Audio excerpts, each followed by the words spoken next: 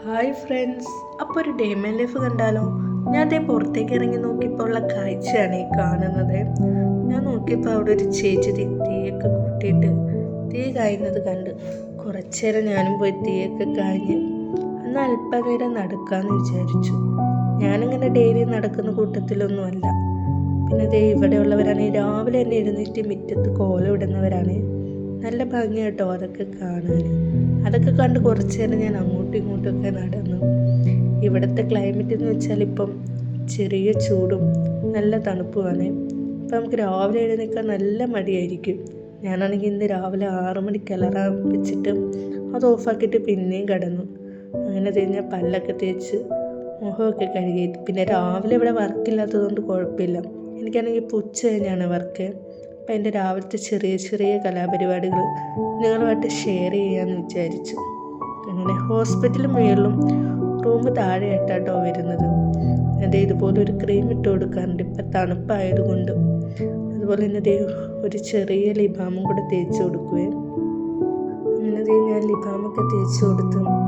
സാധാരണ ഇവിടെ ഡിസംബറിലാണ് തണുപ്പ് വരാറ്. ഇപ്രാവശ്യം എന്താണെന്ന് അറിയില്ല, നേരത്തെ തണുപ്പെത്തി.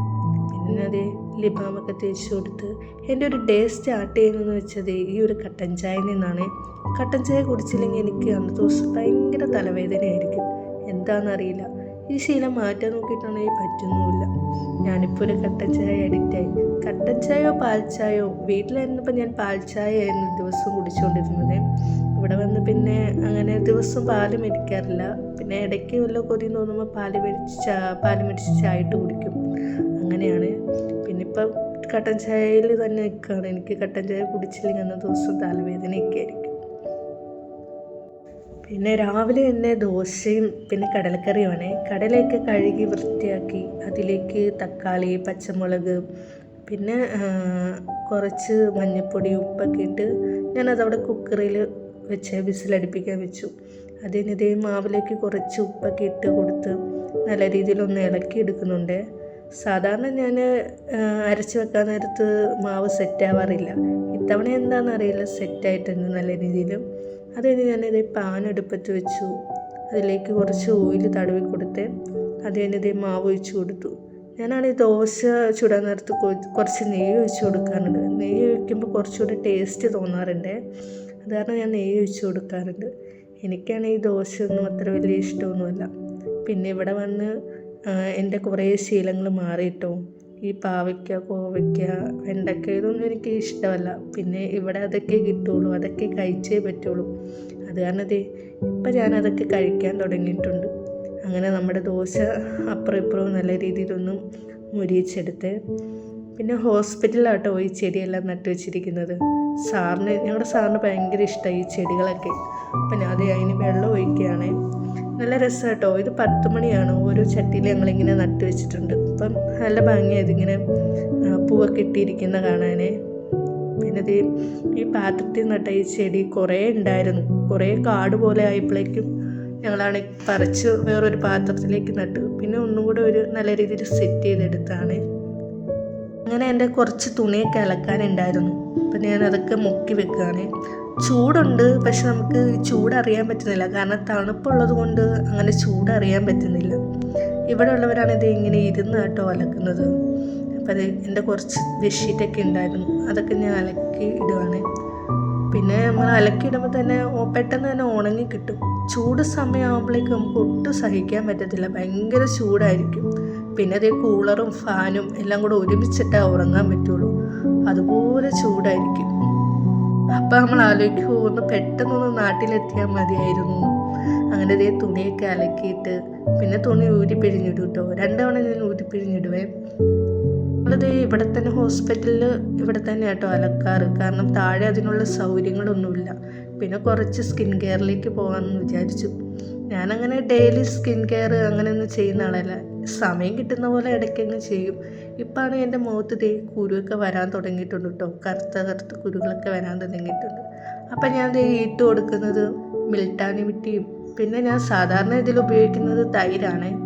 തൈര് എൻ്റെ കയ്യിൽ ഇല്ലാത്തതാണ് ഞാൻ വെള്ളം വെച്ച് കലക്കിയിട്ടാണ് ഇട്ട് കൊടുക്കുന്നത്.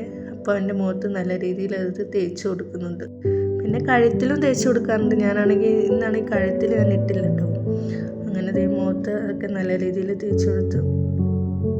പിന്നെ ഞാൻ പയറുപൊടിയൊക്കെ ഇടയ്ക്ക് ഇടാറുണ്ട് കേട്ടോ മുഖത്തൊക്കെ. പയറുപൊടിയൊക്കെ ഇട്ട് കൊടുക്കും. ഇന്ന് ഞാൻ ഇതാണ് ഇട്ട് കൊടുത്തത്. അപ്പോൾ ഓരോ ദിവസമെല്ലാം സമയം കിട്ടുമ്പോൾ ഞാൻ എന്തെങ്കിലുമൊക്കെ ഇട്ട് കൊടുക്കാറുണ്ട്. ഇതിനു വേണ്ടി തന്നെ അങ്ങനെ ഞാൻ നിൽക്കാറില്ലേ. അങ്ങനെ ഞാൻ ഒരു 20 മിനിറ്റ് നമ്മൾ മുഖത്തതിട്ട് വെക്കണമെന്നാണ് കാണിച്ചത് കേട്ടോ. ഇതെൻ്റെ ഒരു പാവലാണ്. ഞാനിതോടെ നട്ട് വെച്ചത്. ഇനി ഇത് കുറച്ചുകൂടെ ആയിട്ട് വേണം ഓരോരു പാത്രത്തിലേക്ക് നട്ട് വെക്കാൻ. ബാക്കിലൊരു ചെറിയ രീതിയിൽ കൃഷിയൊക്കെ ഉണ്ട് കേട്ടോ. പയറ്, പാവല്, അങ്ങനെ തക്കാളി ഇതൊക്കെ നട്ട് വെച്ചിട്ടുണ്ട്. അങ്ങനെ എൻ്റെ മുഖത്തത്തെ അത് ഉണങ്ങി ഞാനത് 20 മിനിറ്റ് കഴിഞ്ഞിട്ട് കഴുകി കളഞ്ഞ്. അത് കഴിഞ്ഞത് എൻ്റെ ഫൈനൽ ലുക്ക് ഞാൻ കാണിച്ചു തരാം കേട്ടോ. ഈ സമയമായിട്ടും വെള്ളത്തിന് നല്ല തണുപ്പാണ് ഇവിടെ. ഇതാണോ എൻ്റെ ഫൈനൽ ലുക്ക്. മുഖത്ത് ചെറിയ ചെറിയ കുരുക്കളൊക്കെ ഉണ്ട്. ഇനി നമുക്ക് കുറച്ച് ഹെയർ കെയറിലേക്ക് പോകാം. ഇതേ കറ്റാർവാഴ ഞാൻ പറിക്കുകയാണ്. കറ്റാർവാഴ ആണെങ്കിൽ ഇവിടെ കൂടുതലാണ്. ഫ്രണ്ടിലും പുറകിലും ഒക്കെ ഉണ്ട്. പിന്നെ ഇവിടെയുള്ള വീടുകളിലൊക്കെ കറ്റാർവാഴ ഉണ്ട്. അപ്പോൾ അതേ ഞാനാണെങ്കിൽ തലയിൽ തേച്ച് കൊടുക്കുന്നത് കറ്റാർവാഴയും പിന്നെ ആര്യവേപ്പിലിൻ്റെ ഇല ഉണക്കി പൊടിച്ചതും കൂടിയാണ്. രണ്ടും കൂടി കേട്ടോ. അത് നല്ല രീതിയിൽ മിക്സിയിൽ അരിച്ചെടുത്തിട്ടാണ് തേക്കുന്നത്. പിന്നെ എൻ്റെ കൂടെ ഇന്ന് ഒരാളും കൂടി ഉണ്ട്, ജോയിൻ ചെയ്തിട്ടുണ്ട്. ഇവളാണ് എൻ്റെ വീഡിയോസൊക്കെ എടുത്തു തരുന്നതും പിന്നെ എഡിറ്റ് ചെയ്ത് തരുന്നതൊക്കെ ഇവളാണ്. അപ്പം ഞങ്ങൾ രണ്ടുപേരും കൂടെയാണ് ഹെയർ കെയറും സ്കിൻ കെയറൊക്കെ സമയം കിട്ടുമ്പോൾ ഇങ്ങനെ ഞങ്ങൾ രണ്ടുപേരും കൂടെ ഒരുമിച്ച് ചെയ്യാറുണ്ട്. നമുക്കൊരു കൂട്ടുള്ളപ്പോൾ നല്ലതല്ല, വർത്താനൊക്കെ പറഞ്ഞ് ഇങ്ങനെ എൻജോയ് ചെയ്ത് ഞങ്ങൾ രണ്ടുപേരും കൂടെ തലയിലിട്ട് കൊടുക്കുകയാണ്. എന്തൊക്കെയോ പറഞ്ഞ് ചിരിക്കുന്നുണ്ട്. പിന്നെ ഇവിടുത്തെ വെള്ളം ക്ലോറിൻ ആയതുകൊണ്ട് എൻ്റെ മുടി നല്ല രീതിയിൽ കൊഴിയുന്നുണ്ട്. ഞാനങ്ങനെ ഇപ്പോൾ ഡെയിലി തല കഴുകാറില്ല. ഒന്നരാടമാണ് തല കഴുകാറ്. വീട്ടിലായിരുന്നപ്പോൾ ഡെയിലി തല കഴുകാറുണ്ട്. ഇവിടെ വന്നിട്ട് എൻ്റെ മുടി നല്ല രീതിയിൽ കൊഴിയുന്നുണ്ട്. അങ്ങനെ നല്ല രീതിയിൽ മസാജൊക്കെ ചെയ്ത് കൊടുത്തു. പിന്നെ ഞങ്ങളുടെ ഹോസ്പിറ്റലിൻ്റെ പുറകിൽ ചെറുതായിട്ടൊരു കൃഷിത്തോട്ടം പോലെ ഉണ്ട്. പയറ്, പിന്നെ തക്കാളി, മുമ്പ് കാണിച്ചിരുന്നില്ലേ, പാവല്, പിന്നെ പച്ചമുളക് ഇതൊക്കെ നട്ടു വെച്ചിട്ടുണ്ട്. അതൊക്കെ നല്ല രീതിയിൽ പിടിച്ചു വന്നിട്ടുണ്ട്. പിന്നെ ഉച്ചക്കത്തൊക്കെ ഉള്ള പരിപാടിയാണ് നോക്കുന്നത്. അപ്പോൾ ചോറടുപ്പേ വെച്ചു. പിന്നെ മോരുകറിയായിരുന്നു. പിന്നെ വേറെ എന്തോ ഒരു തോരനും കൂടെ ഉണ്ടായിരുന്നു. അതെന്താണെന്ന് ഞാൻ ഓർക്കുന്നില്ല. അപ്പം ഞാൻ പിന്നെ കുളിക്കാൻ പോവാണേ. ഇത്രയേ ഉള്ളൂ എൻ്റെ ചെറിയൊരു ഡേ മൈ ലൈഫാണ്. ഫസ്റ്റ് ഡേ മൈ ലൈഫാണ്. എങ്ങനെ ഉണ്ടെന്നൊന്നും എനിക്കറിയത്തില്ല. അപ്പോൾ വീഡിയോ ഇഷ്ടമായാൽ സപ്പോർട്ട് ചെയ്യണം കേട്ടോ.